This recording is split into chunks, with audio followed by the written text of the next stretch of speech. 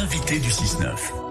Et avec notre invité, on va parler de l'un des plus grands défis qui attend notre pays ces prochaines années, ces prochaines décennies, le vieillissement de la population. 2 ans après le scandale Orpea, une proposition de loi arrive devant le Sénat pour tenter d'améliorer l'accompagnement de nos aînés. L'un des rapporteurs du texte, eh bien, c'est un des sénateurs des Pyrénées-Orientales, sénateur Les Républicains. Il est justement notre invité ce matin, Suzanne Chodjaï. Bonjour Jean Sol. Bonjour. Alors cette proposition de loi s'appelle Bien vieillir en France. Elle est passée hier en commission des affaires sociales au Sénat. Elle sera soumise au vote d'ici la fin du mois, toujours au Sénat. C'est un projet du gouvernement, mais est-ce que vous trouvez déjà que la version que vous avez entre les mains est à la hauteur de l'enjeu ? Alors, elle a déjà le mérite d'exister. Il faut le reconnaître. Ensuite, nous avons, le sentiment, en tout cas, qu'elle ne répond pas, ou qu'elle ne répond que partiellement aux enjeux.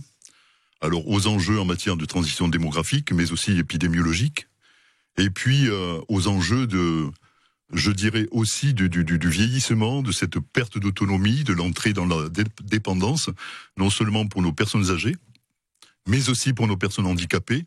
Et je rajouterai aussi nos aidants, parce que les proches aidants participent aussi notamment à maintenir à domicile nos aînés le plus longtemps possible et en bonne santé s'ils le peuvent. On se souvient tous du scandale Orpea il y a 2 ans avec des cas de maltraitance dans certains EHPAD, certaines maisons de retraite françaises. Quelles mesures dans le texte permettront de ne plus jamais revivre ça ?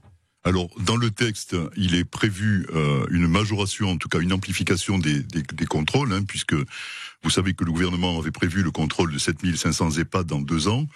Aujourd'hui, à l'heure qu'il est, nous en sommes à peu près à 3200 contrôles. Donc cette mesure va se poursuivre. Elle va être accompagnée aussi de mesures d'évaluation de la qualité des prestations qui sont faites, qui sont proposées, en tout cas dans ces établissements. Donc ça veut dire que dans les prochaines années, tous les EHPAD de France, privés, publics, seront contrôlés. Oui, tout à fait. C'est une mesure phare. Ce qui n'était pas le cas avant. C'était un peu le cas, mais ensuite il y a si vous voulez l'objectif en tout cas de contrôler, d'évaluer, mais ensuite il faut avoir les moyens de pouvoir conduire ces contrôles. Alors le problème, c'est qu'on ne parle pas du tout de financement dans cette proposition de loi. Notamment dans le département, la présidente de l'association des directeurs d'EHPAD, Béatrice Villaplana, dit que le plus urgent, c'est l'argent. On l'entendait tout à l'heure sur notre antenne. Nous avons actuellement de lourds problèmes financiers que nous ne maîtrisons pas, avec un calcul mensuel de comment on va payer, qui on va payer. Et je pense que vraiment, la réforme du financement de nos établissements est plus que nécessaire. Dans les Pyrénées-Orientales, plus de 3 millions d'euros de déficit dans les maisons de retraite publiques. Et a priori, la proposition de loi ne prévoit rien là-dessus. Est-ce que vous envisagez de modifier le texte pour ajouter des rallonges budgétaires ? Alors bon, j'entends bien ce que dit Madame la directrice. C'est ce qui est ressorti, en tout cas, d'une majorité de nos auditions. Bon, dans ce texte, il est précisé au niveau d'un article qu'il y aura, donc, le gouvernement envisage une loi de programmation pluriannuelle, mais il n'y a rien de financier. Donc elle devrait arriver a priori à la fin de ce semestre ou au début du semestre prochain, mais ensuite il faudra qu'elle trouve sa traduction dans le projet de loi des finances de la sécurité sociale. Donc ça sera dans un second temps. Tout à fait. Est-ce que les EHPAD que vous ciblez en particulier dans ce texte, c'est le privé ? Non, pas du tout. C'est tous les établissements sociaux et médico-sociaux. Parce que dans notre reportage de ce matin, on voit que pas mal de mesures qui sont présentes dans le texte sont déjà appliquées dans les EHPAD publics. Par exemple, les droits de visite. Les droits de visite, si on se réfère à la crise sanitaire, alors c'est vrai que c'est un cas bien particulier.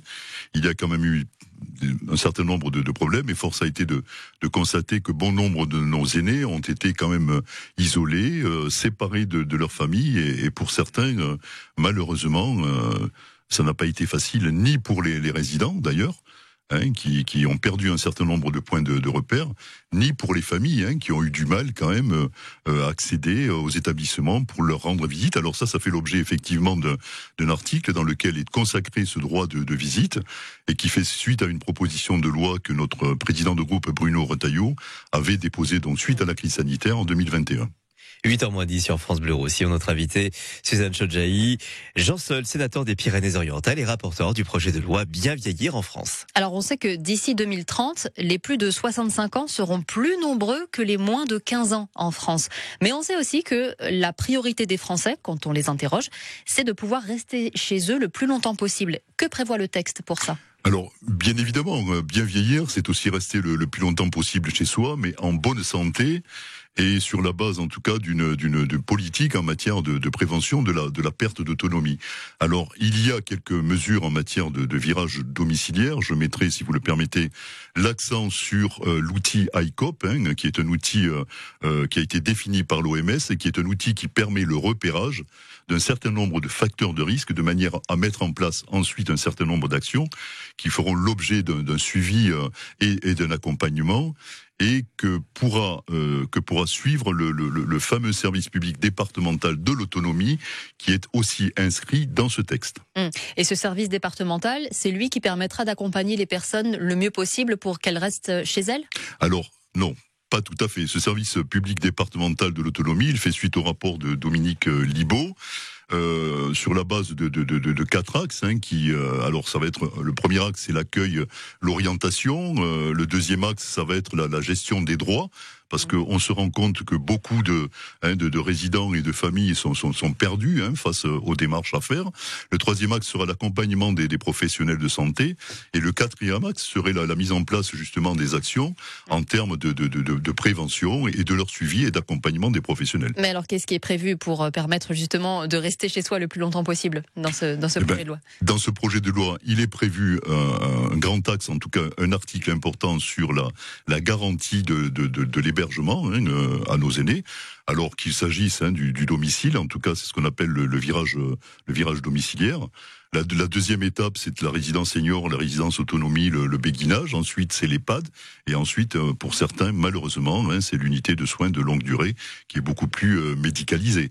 Alors, il y a pas mal d'actions, si vous voulez, qui sont dirigées, à mon avis, de manière insuffisante en direction des personnels d'aide à domicile, qui ont quand même démontré qu'elles étaient présentes pendant la crise sanitaire, au même titre que les personnels soignants d'ailleurs. Donc il y a quelques axes en leur direction, et il y a quelques axes aussi en matière de financement et d'aide au financement des conseils départementaux qui s'engageraient, si vous voulez, sur une aide à une mobilité beaucoup plus importante. Et nous proposons dans ce texte justement une aide au permis de conduire pour ces personnes qui malheureusement n'ont pas toujours de moyens de locomotion. Dernière question, Jean Sol, et on change complètement de sujet. Vous savez que le conseil départemental va lancer cette année sa consultation sur un éventuel changement de nom du département. Garder ou pas le nom Pyrénées-Orientales, et s'il faut le changer, quel nom choisir ? Vous, quelle est votre préférence ? Sur le nom Écoutez, moi, je me donne encore un petit peu de réflexion. Moi, j'étais assez, si vous voulez, assez basé, assez axé sur Pyrénées-Méditerranée, mais je pense que l'objet justement de ce lancement de débat va nous permettre, en tout cas, va nous aider à décider au Conseil départemental. L'identité catalane ne doit pas apparaître selon vous ? Elle peut apparaître effectivement, mais je pense que Perpignan-Méditerranée, c'est aussi bien. Merci Jean Sol, vous êtes le sénateur des Pyrénées-Orientales qui est aussi rapporteur de la proposition de loi Bien vieillir en France, et c'est pour ça que vous étiez là ce matin pour nous en parler. Bonne journée et à bientôt. Merci.